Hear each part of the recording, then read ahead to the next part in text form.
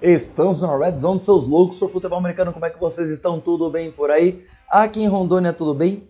Bem quente, diga-se de passagem, porém, todavia, entretanto, não vem ao caso agora. Vocês estão me vendo aí mais ao natural, cabelão solto aí, tá crescendo de novo já há um bom tempo, não corto o cabelo desde 9 de abril do ano passado. Já tá para completar um ano. Mas não é sobre estética que viemos falar, não é sobre previsão do tempo que viemos falar. Nós estamos aqui para falar de futebol americano, é para isso que o FA na Veia existe. E é para isso que eu, Isaac Gomes Ribeiro, estou aqui para trazer para vocês um pouco de notícias e vamos fazer alguns comentários em relação ao Combine desse ano de 2026. Mas antes disso, deixa aquele like, se inscreva no canal se ainda não é inscrito. Se você já está aqui, somos 433, subindo, sempre subindo. E podemos chegar até 500 até o draft. Será que a gente consegue até o último dia do draft? Fica esse desafio aqui para nós. Então você pode colaborar aí, ajudando aí na inscrição, na divulgação do canal para os seus amigos através do compartilhamento e comentando bastante, porque isso ajuda o canal a entender, ou ajuda o YouTube a entender que o canal é relevante, porque vocês participam e se entretêm com o assunto. Já fizeram tudo isso? Estão prontos para o vídeo? Então vamos embora. Solta a vinheta. Ok, então vamos primeiro com algumas notícias, algumas trocas e dispensas que já estão começando a acontecer mesmo antes das free agents entrar em ação de vez ali por volta de 9 de março.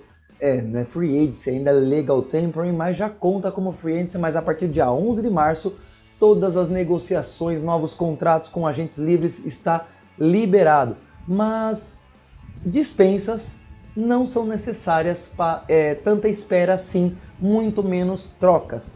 Porque os Lions já estão também trabalhando suas trocas e estão aí trocando o running back David Montgomery para o Houston Texans pelo pelo OL, pelo linha ofensiva Juice Scruggs, e uma escolha de 4ª rodada e uma de 7ª rodada. Isso segundo Ian Rapoport, Mike Garafolo e também Tom Pelissero. Agora a dupla Sonic e Knuckles, a dupla Sonic e Knuckles está sendo desfeita, principalmente depois de um ano um pouco mais fraco pelo lado do Montgomery, né? Não é que ele foi pouco utilizado, ele até foi bem utilizado, mas bem menos que no ano anterior. E nesse último ano, 2025, a maior parte da carga ficou em cima do Jahmyr Gibbs. Esse sim passou de 1.200 jardas, enquanto o Montgomery ficou ali nas suas 700, entre 700 e 800 jardas totais no ano, correndo com a bola, sem contar as recepções. E vamos lá, para o Houston Texans, não é uma troca ruim, na minha opinião não é ruim, tá? Porque por mais que o Montgomery não seja aquele baita running back, ele é um running back de força. Ele é um running back que consegue bons momentos, principalmente na red zone. E para CJ Stroud é algo que está faltando. Está faltando um bom jogo corrido para CJ Stroud. Tentar passar menos a bola e quem sabe ali voltar aquele quarterback que nós vimos no seu primeiro ano de NFL. Outra troca que nós podemos falar aqui, Cleveland Browns, que está trocando por Tytus Howard, mais uma aí do Texans, só que dessa vez também o Texans mandando e não recebendo outro jogador e enviando outro em troca. Eles estão mandando o Tytus Howard, offensive tackle, e receberão aí uma escolha de 5ª rodada, segundo Ian Rapoport. Na minha opinião, tá? Agora a minha opinião. Será que com o valor que o Tytus Howard está levando para Cleveland, que é aí cerca de 63 milhões na extensão que ele assinou com o time no ano passado, sendo aí 3 anos em média de 21 milhões por ano, será que eles não conseguiriam fazer uma renovação nesse padrão com um dos seus linha ofensiva que estão para entrar para free agents? Acho que sim, eu acho, tá? Aí eu sou um pouco mais leigo nessa área de contratos, mas eu ainda acho que pelo menos um deles, nesses moldes de contrato, eles conseguiriam renovar, porque era uma linha muito boa, e todos eles vão para a free agents. Agora, ok, se não conseguiram, a troca é válida, sem problema nenhum, mas mesmo que conseguisse de mais um, trazendo um OL de uma linha ofensiva que não era assim grande coisa no ano passado. Tá certo, ela foi muito ruim na primeira metade, na segunda metade da temporada ela até que melhorou, mas assim não foi aquela baita melhora, né? E precisar de muitas peças. E eles já se livraram de uns no ano anterior, estão se livrando de mais um. O que será que os Texans vão fazer? Os Browns meio que estão assim, com uma corda no pescoço e estão tentando pisar num banquinho aí para evitar maior desastre, já que sua OL inteira vai estar livre para ser contratada por qualquer outro time, até mesmo por eles mesmos, dentro daqui a alguns dias. Mas eu sinceramente não sei se eu levaria o Tytus Howard por esse preço. Não sei mesmo, mas aí opinião minha. Diga aqui a sua nos comentários que eu quero saber qual o seu pensamento a respeito dessa troca dos Browns com os Texans. Para finalizar algumas notícias de hoje, Kansas City Chiefs está finalmente se livrando de uma das peças que pode até não ser a pior da franquia, né, no seu ataque, mas é um dos pontos fracos daquela linha ofensiva. Né? Eles estão dispensando Jawaan Taylor. Pois é, que ele nem é tão ruim assim. Na boa, ele não pode não ser tão ruim, isso eu concordo, ele tem sua qualidade. Mas ele também não é tão bom assim, ainda faz falta pra caramba. Ele é muito... Isso sem contar que os juízes não marcavam, era muito holding que o juiz não marcava em cima do Taylor, e fora os false starts que eles também não marcavam, porque era sem questão de milésimos de segundos, dá até para compreender, mas o cara que era ruim, mas ruim ou bom, né, para fazer falta. E essa liberação aí vai acabar também liberando cerca de 20 milhões no cap space, falta um pouquinho ainda, fica devendo um pouquinho ainda, e fica com apenas 7,4 milhões no dead cap, tá? Aproximadamente, tá bom? Então, mais uma peça que vai sendo descartada dentro da franquia dos Chiefs para aliviar o cap space, para quem sabe fazer algum movimento um pouco mais interessante na free agents e nos drafts. Ok, pessoal.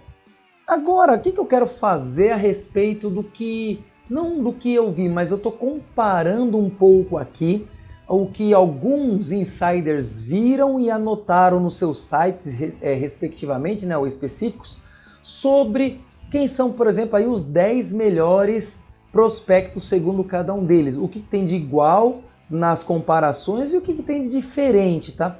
E vamos lá, teve duas aí que são bem parecidas, que é a do Daniel Jeremiah e a da ESPN, né? Então, o que nós temos aí? A ESPN coloca em primeiro lugar, do 1 ao 10, tá? Não vou estender muito não. Do 1 ao 10, Fernando Mendoza, Arvel Reese, Jeremiah Love, David Bailey, Caleb Downs, Ruben Ben Jr., Spencer Fennell, Francis Mauigoa, Jordan Tyson e Sonny Styles. Esses são os 10 primeiros, segundo a ESPN.